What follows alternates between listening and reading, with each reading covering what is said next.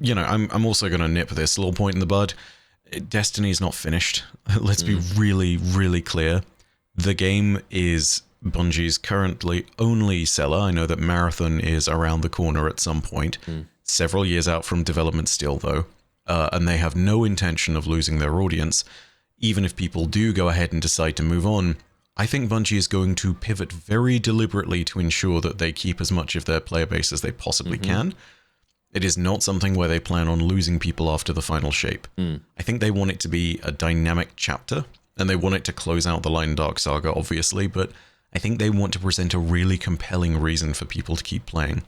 If they don't do that, Lord help us, because, what have we been planning for this whole time? Because you can't just plan on you can't close the book and then be like, oh, by the way, here's the outro credits, it's 3 episodes, That doesn't make sense as far as their revenue structure is concerned, and I don't believe that they're going to do that as a result. I'm also going to go ahead and say this will not be the last expansion. I know. Yeah, I was going to touch on that as well. Yeah, I've seen so much doom and gloom from people around the community saying after Final Shape it's all over. No. Let's look at this not in terms of the narrative even for a second. Let's look at it in terms of the raw financial situation. Bungie is going to keep making Destiny because Destiny keeps making them money.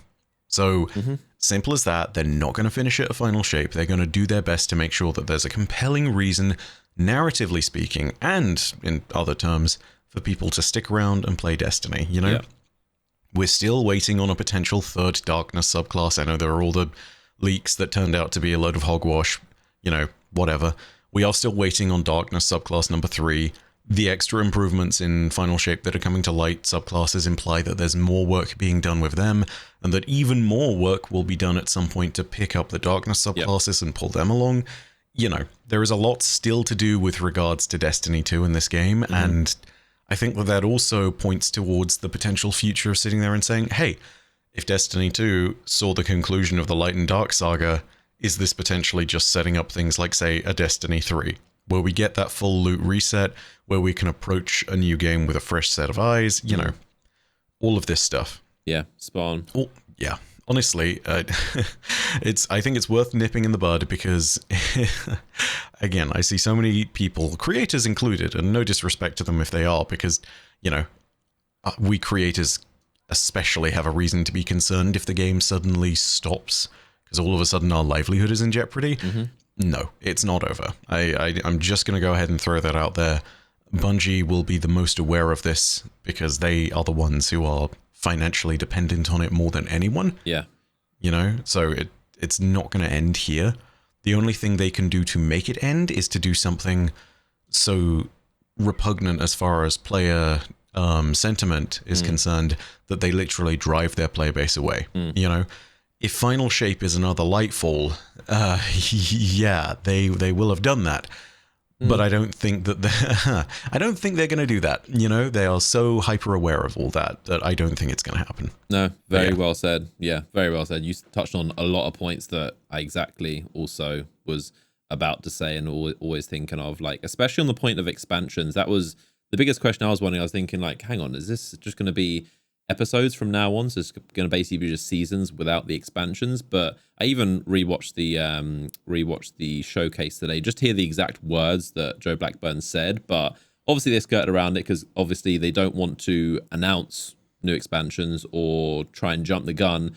But they also kind of want to keep players interested and kind of let them know we're not done. But he worded it very, very carefully. But his exact words were, as part of another sentence, he said it's not going to be just episodes, and he emphasized how there's still lots more devs still working on Destiny 2 and there's more stuff in the pipeline. So obviously he's not going to say we're doing more expansions, but you can read between the lines. But he did say the exact words, not just episodes. So the kind of big question is what happens after episode 3. Is it just, and they pretty much said it's going to be episode 4, 5 and 6, but maybe after episode 6 there'll be an expansion. So we might reach a point where there's expansions every 2 years, like a big expansion, or maybe it's not.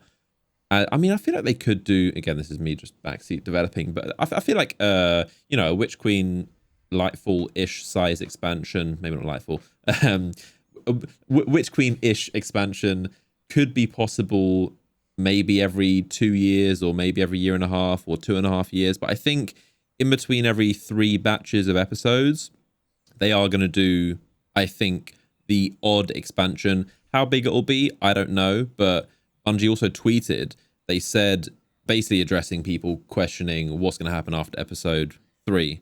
And they said, literally verbatim, like, Destiny is not going anywhere. It's not going to end after episode 3. And they said it's far from the last big story they have to tell.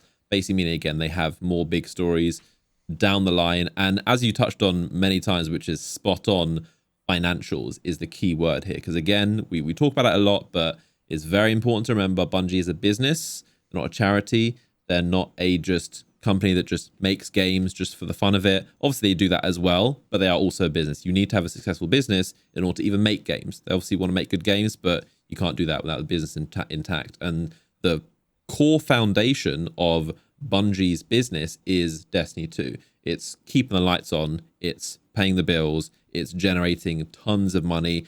You know, there's been a lot of rumors and speculation. We can't know for sure unless we see the accounting, but we all know Bungie is making very, very good money from especially Eververse and, of course, seasonal model. That's why they're kind of rearranging things so that they can get still good revenue streams without having to do, because I think they're probably not, I think they realized it a long time ago, but they probably make more money off of microtransactions, the events, and the seasonal model pass than they do off expansions. If you think about how much time does it take for them to develop a whole expansion, all the voice lines and the animations and all the just the amount of new content and the amount of developer resource it takes to make expansions is huge.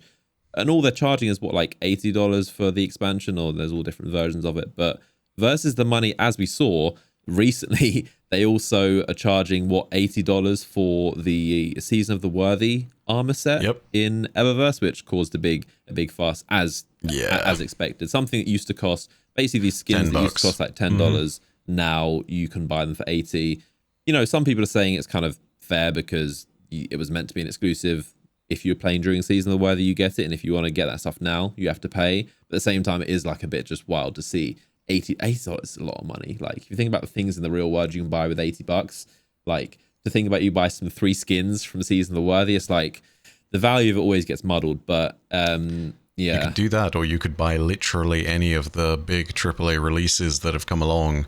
I mean, for the Lord's sake, I mean, you could buy the what I think there's like the digital only deluxe edition of the final shape is either $80 or $100. I can't remember which, but like, you know, it's comparable. Like, do you want this whole expansion, or would you like the skins for this season? Oh, and Tommy's matchbook, that so renowned of exotics. We can't forget about Tommy's. I have definitely forgotten about that. I completely forgot that existed. Cool looking gun, but you know, it's, but yeah, going back to the business of Bungie. As you said, Bungie is more aware of the business and what makes sense for them than the players. And as much as we like to think that we know a lot about the game, Bungie knows way more and is way more anxious and on top of things than we think they are, than they come across than they are.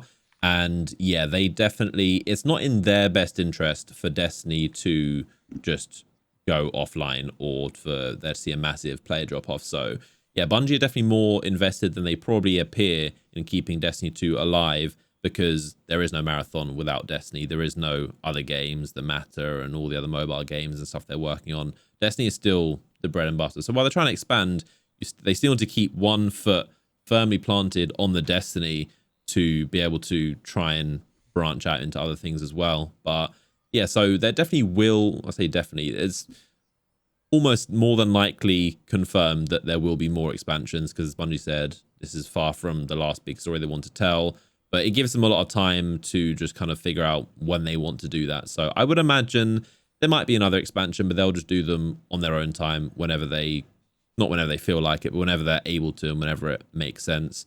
I think raids is another